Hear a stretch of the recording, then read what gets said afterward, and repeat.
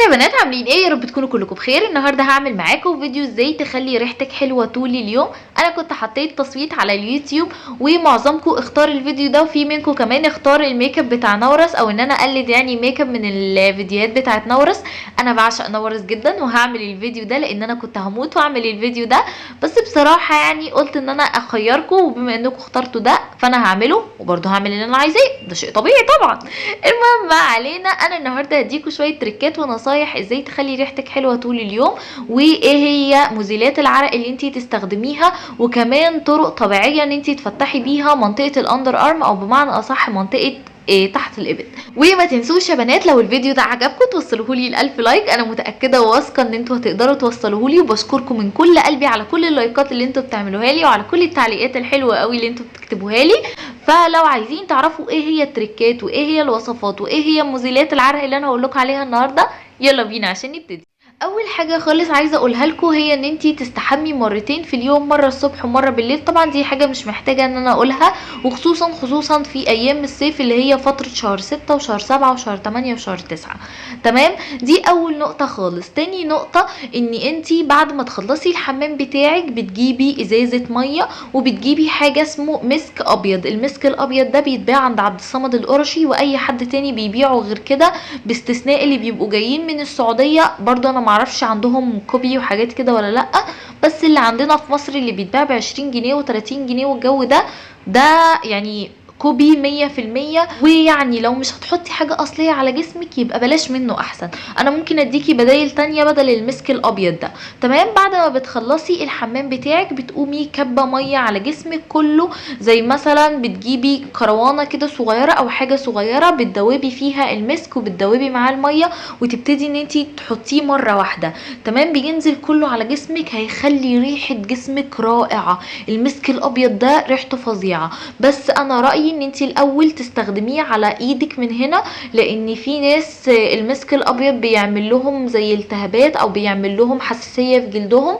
انا بالنسبه لي ما عمليش، ومعظم الناس اللي استخدمته حواليا ما عملهاش، بس زياده تاكيد قبل ما تحطي اي حاجه على جسمك ادهنيها الاول. والمسك الابيض ريحته مش ريحه برفان، ريحته ريحه نظافه، ان انتي ريحتك نظيفه. فاهمين انا قصدي ايه؟ دي اول نقطه. تاني نقطه، بعد ما تخلصي الشاور بتاعك وعملتي كده، بعد كده تجيبي هدومك الداخليه، بتبتدي ان انتي تمشي عليهم المسك الابيض كده، حاجه خفيفه قوي بيخلي ريحتهم حلوه جدا طول اليوم.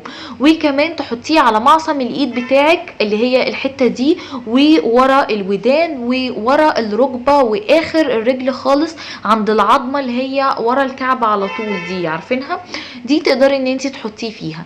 ماشي، دي تاني حاجه. تالت حاجه، انا كنت وريتكم طريقه المخمريه بتتعمل ازاي الفيديو اللي فات، وازاي تقدري تعملي بادي لوشن او يعني كريم بريحه، او بان هو يبقى ريحته حلوه بس من غير ما يبقى فيه كحول او كده. اول حاجه خالص بتعمليها، انا مش هقول الطريقه بالظبط بس هعيد بسرعه للناس اللي ما بتحبش تتفرج على الفيديوهات كتير. بتجيبي فازلين، بتجيبي الكريم المرطب بتاعك، بتجيبي اي زيت عطري، اي زيت عطري طبيعي، بتجيبي زيت اللافندر مثلا، بتجيبي مثلا ريحه الفراوله، بتجيبي اي برفان او زيت عطري بتاع برفان انت بتحبيه بس بدون كحول، انا باكد 100 مره بدون كحول، وبتخلطيهم مع بعض وبتدهني جسمك كله بيه، ما عدا المناطق الحساسه وما عدا منطقه الصدر، لان انا مش متاكده بالظبط اذا كانت تنفع ولا ما تنفعش. انا ما بحبش اطلع افتي في حاجه انا مش متاكده منها، فممكن تسالي دكتورك او تسالي حد صيدلي عشان انا مش متاكده. فالاحسن ان انتي تبعدي عن المناطق دي.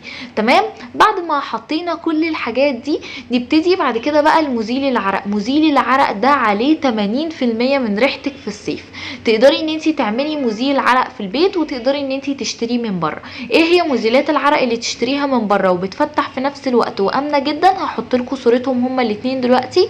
ابعدي خالص عن اي مزيل عرق مكتوب عليه ان هو ضد التعرق، لا، انت تجيبي مزيلة العرق اللي بتخلي ريحتك يعني تطلعي عرق بس في نفس الوقت ريحتك تفضل كويسة او ريحتك تفضل حلوة.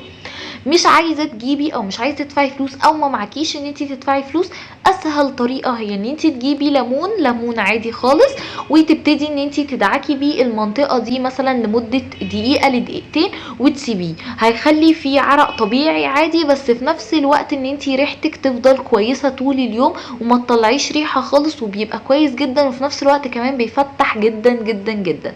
ماشي. في كريم من ماي واي هحط لكم صورته هنا دلوقتي، بيخلي ريحتك برده كويسه. في ناس بتقول ان هو بيفتح، انا بصراحه ما عنديش مشكله غمقان، فمش عارفه بصراحه هو بيفتح ولا ما بيفتحش، بس هو كويس وبيخلي ان مفيش اي ريحه خالص، وسعره غالبا ب 15 جنيه او ب 20 جنيه حاجه في الرينج ده يعني. المهم دي كل الخطوات اللي انت تعمليها بعد الحمام بتاعك. نيجي بعد كده لان في ناس بتفضل ان هي تحط برفانات وفي ناس ما بتفضلش، ده على حسب تفضيلك. مش بتحبي ان انت تحطي برفانات وانت نازله، في بودر من اوريفلام هحط لكم صورتها هنا دلوقتي. البودر دي بتخلي ريحتك حلوه طول اليوم، مش شرط من اوريفلام، في بودر عموما للجسم بتخلي ريحتك حلوه، وفي نفس الوقت كمان بتنعم الجلد كده وبتخليه ان هو ناعم قوي شبه جلد الاطفال، تقدري ان انت تحطيها على جسمك كله، بتخلي ريحتك حلوه وبتمتص العرق وكل الحاجات دي. مش عايزه تحطي بودر، لان خلينا متفقين البودر مش هتخلي ريحتك حلوه زي البرفان طول اليوم. في ان انت تقدري تحطي برفان انت بتحبيه. انا بالنسبه لي اكتر برفان بحبه ليتل بلاك دريس، وريتهولكوا اكتر من مره قبل كده في كذا فيديو، هحط لكم صورته هنا دلوقتي. ريحته خفيفه قوي قوي وريحته كده نظافه. انا مش بحب البرفانات القويه او اللي هي يقولك البرفان ده تقيل يعني فيه ريحه قويه، لا انا بحب البرفانات اللي ريحتها نظافه، ريحتها شبه ريحه الشاور جل الى حد كبير، ريحتها مثلا شبه ريحه الصابون اللي هو الكاميه واللوكس والحاجات دي. انا بالنسبه لي بفضل روايح النظافه اكتر من روايح القويه دي، تمام. فانا بفضل البرفان ده. تعملي ايه عشان البرفان يفضل ثابت معاكي طول اليوم؟ تحطي حته فازلين صغيره خالص على مناطق النبض، اللي هي برضو معصم الايد وورا الودن ومنطقه الركبه واخر الرجل خالص. دي المناطق اللي تحطي فيها برفان هتفضل تخلي ريحتك حلوه طول اليوم، وبتفضل ثابته جدا جدا. والليتل بلاك دي ممكن تثبت معاكي يوم كامل، ولو حطيتيها على الهدوم بتفضل موجوده في الهدوم لحد ما تروحي تغسلي الهدوم للمره التانية. نيجي للحاجه اللي بعد كده وهي هدومك. بصي 50% ريحتك 50% هدومك. هدومك تقدري ان انتي تعملي فيها ايه؟ اول نصيحه خالص عايزه اديها لكم هي ان انتي ما تحطيش هدوم انتي خرجتي بيها قبل كده في دولابك. ليه؟ لان بعد كده مع الوقت هتعمل ريحه مش حلوه في دولابك ومش هتبقي عارفه الريحه دي جايه منين. دي اول نقطه. تاني نقطه، في مكعبات كده بتتجاب من عند العطار، بس انا بصراحه ما بحبهاش ابدا ابدا، وممكن اطيق العمى ولا اطيقهاش، فما بحبهاش. بس لو انتي بتحبي ريحتها تمام يعني مفيش مشكله. وفي طريقه اسهل من كل ده، ان انتي تجيبي صابون يكون زي لوكس وكاميه والحاجات اللي هي ليها ريحه قويه كده، تقدري ان انتي تحطيها في اركان الدولاب بتاعك. ممكن مثلا بين كل 5 أو 6 طبقات تقومي حاطه واحده كده في النص، بتخلي لك ريحه دولابك حلوه جدا جدا جدا. وحاجه كمان اللي انا عايزه اقولها لكم، ان انتي ما تخرجيش بالطقم اكتر من مرتين في الصيف، يعني يفضل، لاني مش هيفضل ريحته حلوه، وفي نفس الوقت مهما عملتي هتفضل ريحته مش كويسه. الحاجه اللي بعد كده وهي الهدوم بقى، تغسليها بايه؟ مش قصدي على برسيل واريال والحاجات دي، طبعا انت لازم تحطي الحاجات دي، بس في حاجه اسمها معطر هدوم او معطر ملابس بيتباع عند الناس اللي هي بتبيع البرسيل والاريال والصابون والحاجات اللي زي كده. في معطر اسمه داوني ريحته حلوه جدا جدا جدا، ريحته فظيعه بجد. تقدري ان انت تحطي شويه وانت بتغسلي الهدوم بتاعتك، وبعد ما تغسليها هتيجي تشميها هتبقى ريحتها رائعه. وعشان تزودي اكتر، ان انت طبعا زي ما قلت لك تحطي صابون في الدولاب بتاعك او تحطي برفان في الدولاب بتاعك. الطرق دي يا بنات هتخلي ريحتك تفضل حلوه طول اليوم، وده على ضمانتي لو جربتيهم كلهم مع بعض. بجد بجد من احلى الحاجات اللي انا جربتها ان هي تخلي ريحتك حلوه.